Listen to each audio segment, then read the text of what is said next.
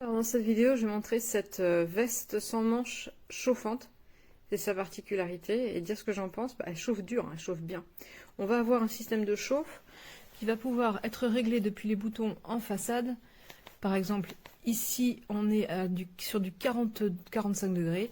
Ici, on est sur du 60-65 degrés. Et on a une position intermédiaire qui est autour de 50. Voilà. On a une batterie qui est située ici. J'ai laissé la poche ouverte pour pouvoir montrer. Voilà la batterie qui est fournie.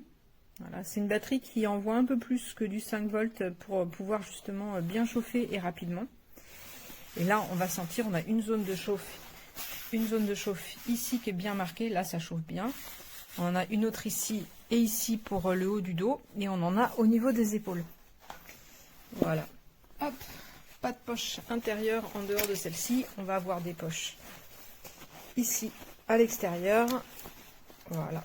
Alors, ça chauffe au niveau des poches, ce qui fait qu'on va pouvoir venir se réchauffer les mains dedans. Ça chauffe à ce niveau-là.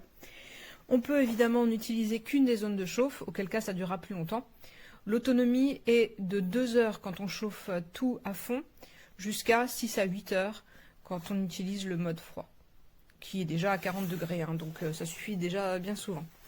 Comme on le voit, on a une doublure épaisse en velours qui fait tout le tour au niveau des fermetures pour apporter une meilleure étanchéité de l'air. Ici, pareil, on a un petit truc chauffant, petit fil chauffant qui passe à l'intérieur. Voilà. On est sur du 100% polyester, il n'y a pas de duvet à plume, mais il y a un petit duvet à l'intérieur qui va venir rajouter de la chaleur. Donc même sans l'allumer, elle est déjà un peu chaude. Le genre de veste qui est idéal pour aller se promener. Pour les gens qui travaillent à l'extérieur, ils vont pouvoir mettre leur veste par-dessus et garder le manteau extérieur ouvert. Voilà. Mais c'est bien, la qualité est bonne.